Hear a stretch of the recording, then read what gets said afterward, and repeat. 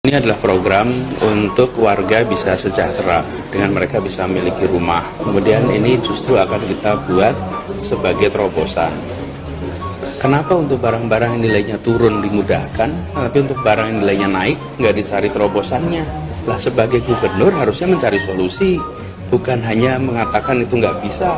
Kan kenyataan di lapangan banyak warga Jakarta kesulitan untuk memiliki rumah karena mekanisme pembiayaannya, dan itu ada aturannya. Jadi kami malah nanti akan siapkan perangkat aturannya supaya memungkinkan. Jadi pemimpin itu berpihak dulu, ada keberpihakan, dari keberpihakan dibuat mekanisme aturannya. Sandang, pangan, papan itu hak paling dasar. Kok boleh kita mikirin sandang, mikirin pangan, tapi papannya udahlah nyewa aja kalian. Tega itu loh, bilang nyewa aja, enggak lah, yuk mari kita miliki. Aturannya mungkin kan? Mungkin. Nih saya tunjukin aturannya. Ini ada legal opininya nih tentang DP 0%, ada aturannya, memungkinkan. Ini gak main-main, ini adalah mau serius. Nah, jangan panik kalau lawan itu punya terobosan, tawarkan yang lebih baik. Masa cuma ngebully bisa?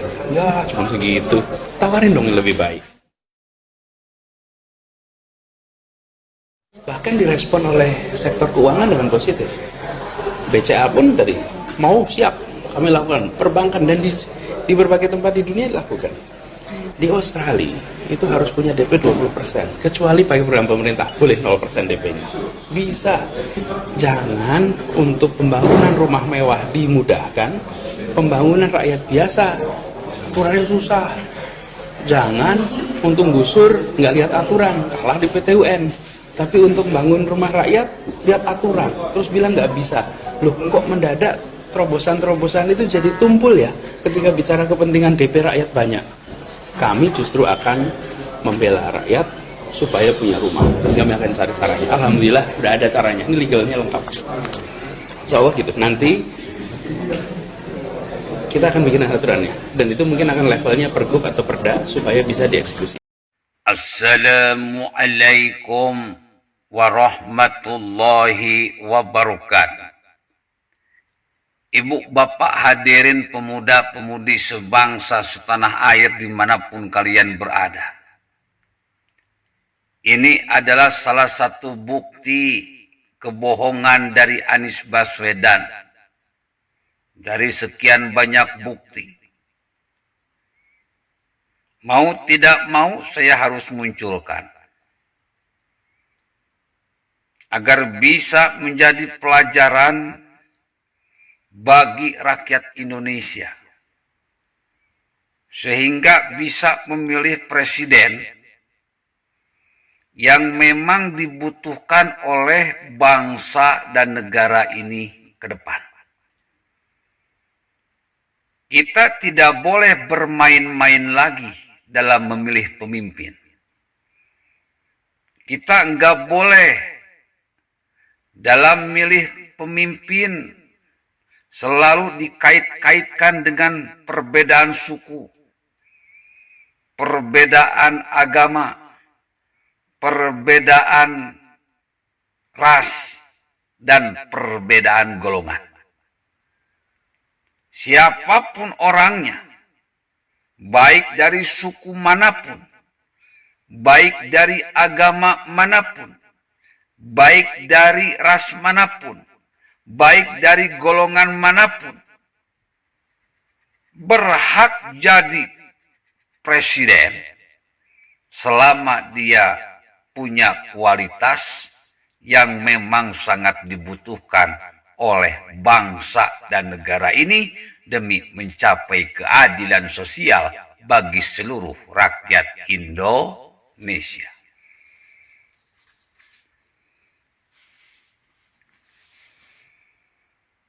Pada kesempatan ini, saya akan mengupas satu bukti video ini tentang DP 0% yang merupakan salah satu bukti yang bisa membongkar kebohongan Anies Baswedan. Bayangkan bro, Anies Baswedan ini dalam strategi politiknya itu yang penting berbohong dulu. yang penting ngomong dulu, yang penting ngebacot dulu. Setelah itu baru mikir. Setelah mikir dan menjabat, lalu dia berkelit. Hampir di setiap program dia ngomongin seperti itu. Ngebacot dulu, ngomong dulu, berbohong dulu, baru mikir. Setelah menjabat, baru mikir. Setelah menjabat, baru berkelit. Ini Anies Baswedan ini memang sudah tidak punya rasa takut kepada Allah. Sudah putus urat takutnya. Sudah tidak punya rasa malu kepada Allah dan rakyat DKI. Sudah putus urat malunya. Di dalam video tersebut jelas dia mengatakan keberpihakan. DP 0% adalah salah satu program yang bisa memenuhi unsur papan dari semua rakyat DKI yang tidak punya rumah yang selama ini sewa. Bisa memiliki rumah dengan DP 0%.